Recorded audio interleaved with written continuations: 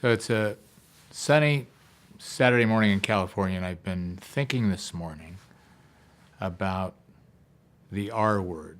And no, it's not the revenue word, it's the risk word.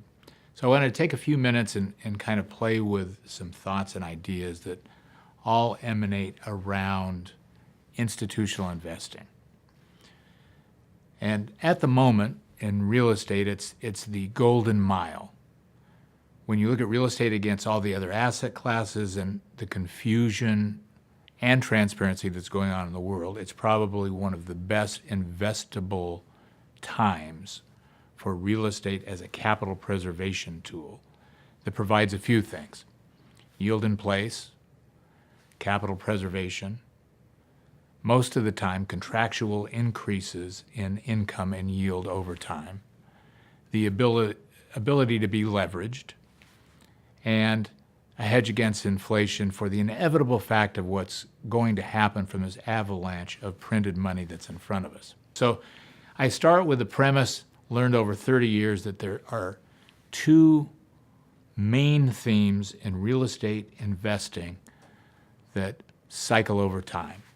And it's basically that there are times to be bold, and then there are times to be cold. And the time to be bold and courageous is at that moment of an intervening, unforeseen act in which liquidity leaves the marketplace, confusion enters the marketplace, and in that in-between precipice, through bold acquisitions, you lock in profit and revenue. In Jeremy Gratham's charts of cyclical interventions in times of distress has shown that everything eventually reverts to the mean. So that in all asset classes, especially in real estate, if you have the ability to hold through that distress period, in a relatively short period of time, you'll be back to par or normality, but the inability to hold to par is usually leverage. So if we look at historic terms and say, how has real estate fared through 3 decades of cyclical trauma, the answer is it's fared unbelievably well. And at times, given the leverage levels and the transparency levels and the liquidity levels of that leverage, it's gotten hammered. And when it's gotten hammered, it's been the time to buy. But after the buy cycle comes the IQ quotient, the time where some alpha's got to be implemented on this piece of real estate. And that takes brains, and it takes focus, and it takes time, and it takes lower yield and lower residuals, and it takes a real determination of what the purpose of that real estate investment is. So the denominator of what we call core, or the best quality real estate, is really quite small, and the cap rates have contracted, have come in significantly and substantially. Why? Because of the flow of money on top, not because of the growth of the income stream. So the amount of institutional investors now seeking core real estate as a proxy for the diversification in their portfolio is amazingly large. And why? Well, if we take the majority of institutional investors, let's take pension funds. Pension funds have the damnation of riches by having an actuarial hurdle which they have to meet, let's say 7.5%, which is a combination of contributions from contributors who are in their pension system, who are contributing dues and paying annually for the benefit of the pensioners who have already retired, plus the income produced on the principal that's already in that fund. And through a very complicated series of mathematical equations, they come up with an actuarial quotient that's required in order to pay what the anticipated retirees will need for their anticipated income over that period of time. But what happens in a down interest rate environment is the fixed income part of those portfolios, which traditionally has been 30 to 50%. 10 years ago, fixed income was 50% of pension fund portfolios. Today, fixed income is maybe 30% of total pension fund portfolios. But what happens in a descending interest rate environment that goes from 7% fixed income to 3% fixed income is we lose 100 basis points of potential yield out of our 7.5% actuarial yield. So if I'm trying to produce 7.5% and I'm now in a 3% interest rate environment and I don't change my asset allocation, I have to make up 100 basis points on my entire portfolio from someplace. So how do I do that? Well, most institutions did it with equities. Equities have produced the highest return. Equities are also the most volatile of all asset classes. And in a moment like this, people are starting to feel that the markets are frothy, that perhaps there's a bubble. And I'm going to talk to you in a minute about what my own bubbleometer is, where I think bubbles exist within the economy. But the means to addressing the fear of frothiness or a bubble is diversification, finding covariance, and understanding correlations. And real estate superbly fits smack in the middle for diversification, for correlation, and for the ability to leverage inside the box.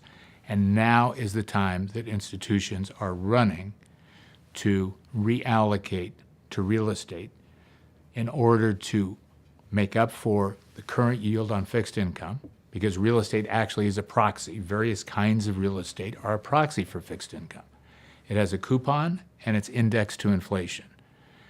The other aspect of real estate is for risk parity purposes rather than asset allocation purposes. Right? It's very difficult for an institution when it's not meeting its actuarial hurdle to say, what I'll do is change my asset allocation. I'll go from 30% fixed income, 60% equity, 10% alternatives to 70% equities, 20% alternatives, and 10% fixed income. Rather, they will adjust the risk by taking the normally low beta assets and levering them, creating some volatility in those assets, which then match the stock portfolio or the volatility they have in the box.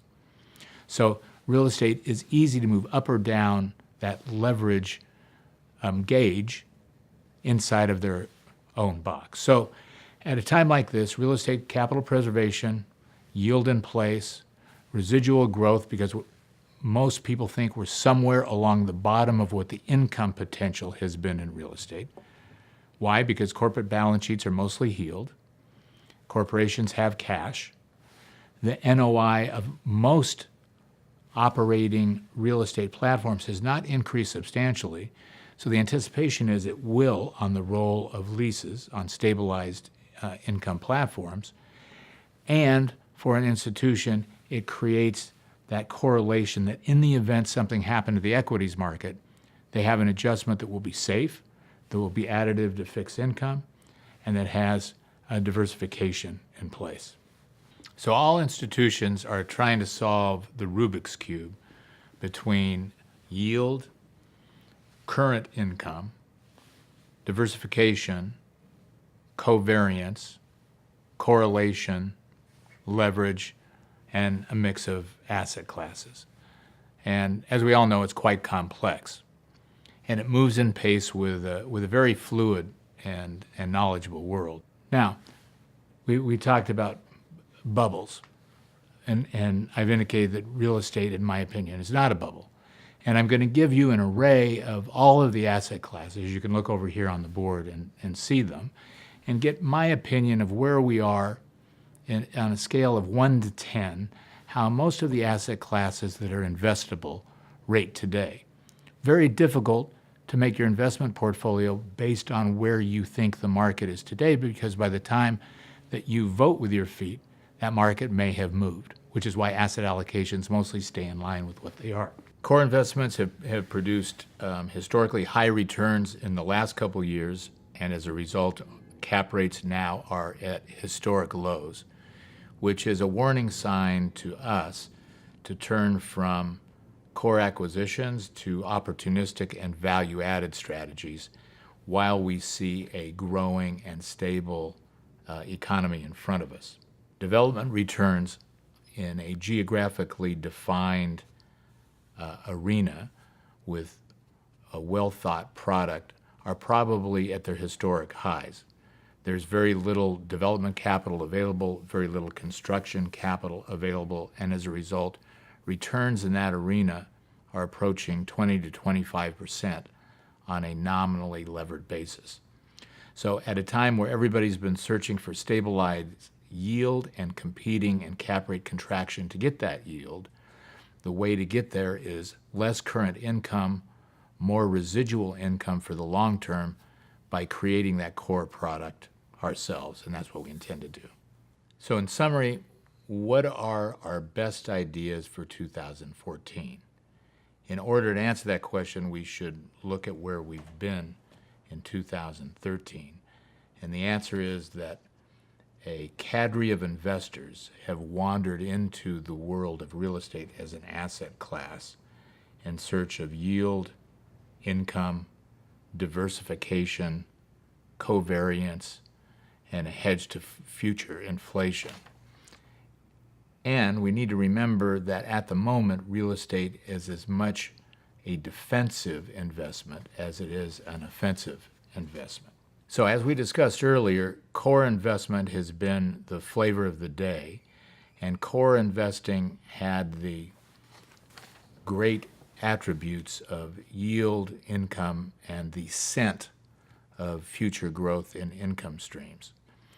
And during the last 3 years, core investments have been able to be acquired at or below replacement cost.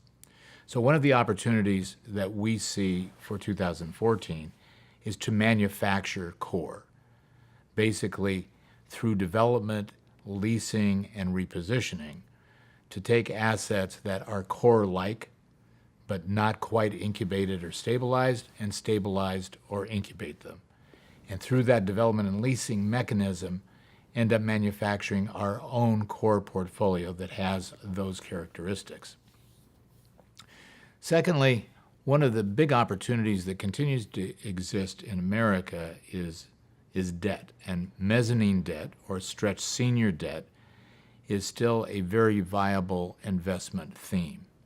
So moving up the debt stack from a senior piece of paper at a 60% loan to value to a mezzanine piece of paper at 75% value can produce actuarial returns of 8 to 9.5%, which institutional investors find very attractive for not taking much risk.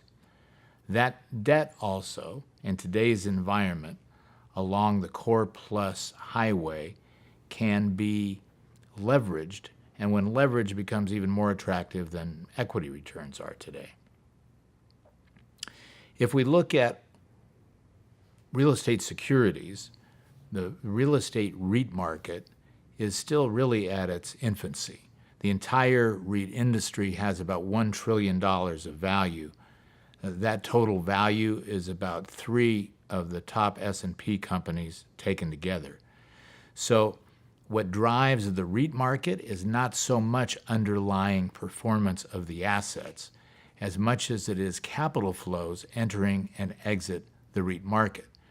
So what we've experienced is in times of nervousness, those capital flows exiting produce a fair value diminution in a tradable piece of paper that doesn't necessarily reflect the economic value of the asset. So many investors are interested in owning direct real estate where they can monitor the economic value of that asset as opposed to the vagaries of a market that's primarily based on capital flows. So there's always a place for public securities and transparency, but at the moment, manufacturing core through opportunistic and value-added mechanisms, continuing along the pathway of stretch senior debt and mezzanine, U.S. development opportunities in replacing the physical, functional, and financially obsolescent product in the past is a tremendous opportunity. There's been very little new construction of product outside of the multifamily arena for the last 5 years. And in that regard, multifamily is probably a little bit overheated, and I wouldn't include that as a major opportunity for 2014. However, I would include single-family residential to rent as a monumental opportunity to create a new asset class. And as many of you know, we're significantly in that business. So, bottom line, I see a move from core to manufactured core, which will include value-added and opportunistic strategies. I see a continued mezzanine debt business on the origination side. I see a tail of the distress business, which still has elements of true distress in the real estate global lending community. We see a continued opportunity for new U.S. development of first-class properties that would be for the purpose of continued ownership. By the way, along that line of creating that product, we can adjust the risk by eliminating debt at the beginning, or the more risky side of the investment, and waiting until stabilization to judge where we are in the cycle and how much volatility and debt we want to add to that. In Europe, the opportunity is singularly distress. It will be gathered differently, not so much through NPL sales, but by alignments with borrowers and recapitalizations. And real estate is going into its prime era of doing what it does best, serving as a diversification tool with great covariance factors to an equities market which feels very buoyant at a time where corporate credit is tightening and coming in, and where the nervousness in the economy makes us feel that we want a postage stamp of capital preservation with the attributes that real estate gives us.